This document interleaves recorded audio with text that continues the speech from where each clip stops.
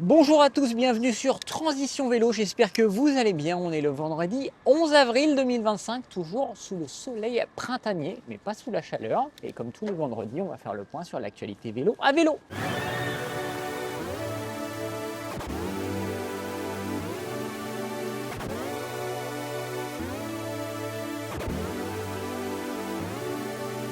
Alors avant de commencer, comme toujours, n'oubliez pas de vous abonner à la chaîne. On a toujours besoin de vous pour être toujours plus gros, toujours plus important, toujours plus recommandé sur YouTube.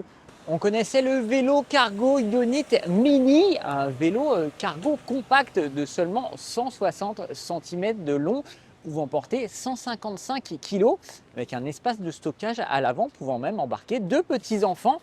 Et voilà, le fabricant allemand vient de dévoiler le Ionit Micro, encore plus compact, puisque ce vélo va faire seulement 139 cm de long.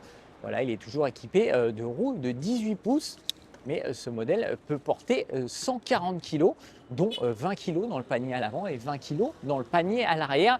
Lorsqu'on enlève les deux paniers, les pédales sont pliables et le guidon peut se pivoter à 90 degrés pour un encombrement de seulement 24 cm de profondeur. Voilà, parfait pour ranger le vélo contre un mur. Le vélo est tout équipé, il arrive avec une béquille double plutôt pratique, des garde-boue, un éclairage avant, arrière et des freins hydrauliques puissants de chez Magura. Au niveau de la transmission, on a le choix entre une transmission par chaîne ou une transmission par courroie, associé dans tous les cas à un moyeu à 8 vitesses Shimano Alpine. Ça c'est pour la version musculaire. Pour la version électrique, on aura un moteur Shimano associé à un moyeu à 5 vitesses intégré Nexus 5 Inter-E, qui est plus adapté à la puissance d'un moteur pédalier. Le vélo n'est pas encore disponible sur le site du fabricant, on sait juste que la version musculaire sera vendue à partir de 1 950 €, alors qu'il faudra compter 3 850 € pour la version électrique. C'est pas donné et ça nous rappelle un vélo qui lui ressemble pas mal, c'est le petit porteur Shorty, voilà, qui est vendu 1 000 € en version musculaire, 2 000 € en version électrique. Ça peut être une alternative, même s'il est un peu plus grand avec ses roues de 20 pouces. Cette semaine, on a également découvert un nouvel antivol de la société française Stronglock. Un antivol original à plus d'un titre. C'est un antivol qui va se fixer sur la colonne direction et qui va se verrouiller automatiquement au contact d'un poteau ou de tout automobilier urbain. Sur le papier, c'est vraiment très pratique. L'antivol est toujours prêt à être accroché, hein. Ça va vraiment faciliter l'attache du vélo. Vraiment l'attache minute, l'antivol est monté sur un pivot pour pouvoir l'attacher sur le côté et même un peu plus bas si l'arceau ou le poteau est un peu plus bas. Ça, c'est quand même assez pratique. Sur le papier, c'est très séduisant. Reste à voir en pratique. Waouh, le mec, il m'a pas vu.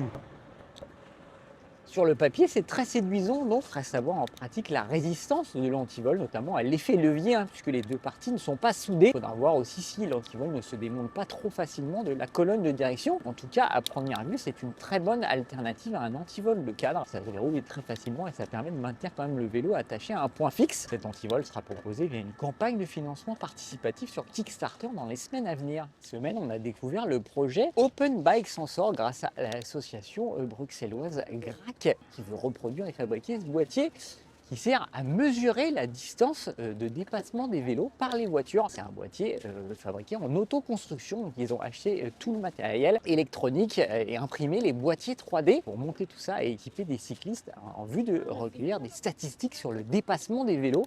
Voilà, l'idée c'est d'avoir des chiffres beaucoup plus fiables, des statistiques beaucoup plus fiables sur le dépassement des vélos et notamment statistiques fiables pour voir quelles sont les routes qui posent problème et quels sont les aménagements cyclables à réaliser en priorité. Voilà, pour améliorer la sécurité des cyclistes. Pour l'instant, on n'a pas eu vent d'associations françaises qui auraient repris le projet allemand Open Bike Sensor, voilà, mais en attendant, on a toujours le baromètre vélo, la grande enquête de la FUB, qui vise à faire un bilan du réseau cyclable en France en vue de l'améliorer. Donc on vous invite à répondre à l'enquête et à montrer ce qui vous plaît et ce qui vous déplaît dans les communes que vous traversez à vélo, avec pour but de faire bouger les choses dans les semaines et mois à venir, surtout avec les élections municipales de l'an prochain. Du côté des tests, Rémi a roulé sur le vélo cargo du futur, mais qui est déjà là, le Taran V1 Pro. Là, c'est un vélo cargo biporteur qui dispose d'un véritable train d'atterrissage qui va se déployer et se replier automatiquement quand on roule et quand on s'arrête. Voilà, le vélo est également bardé de technologie puisqu'on a un radar à l'arrière qui mesure la distance avec les voitures. On a des caméras avant et arrière, on a même une caméra dans la caisse. On a des enceintes support de smartphone avec chargeur. Bref, on est vraiment sur un vélo très très haut de gamme et très très bien équipé avec des technologies qu'on n'avait clairement jamais vues.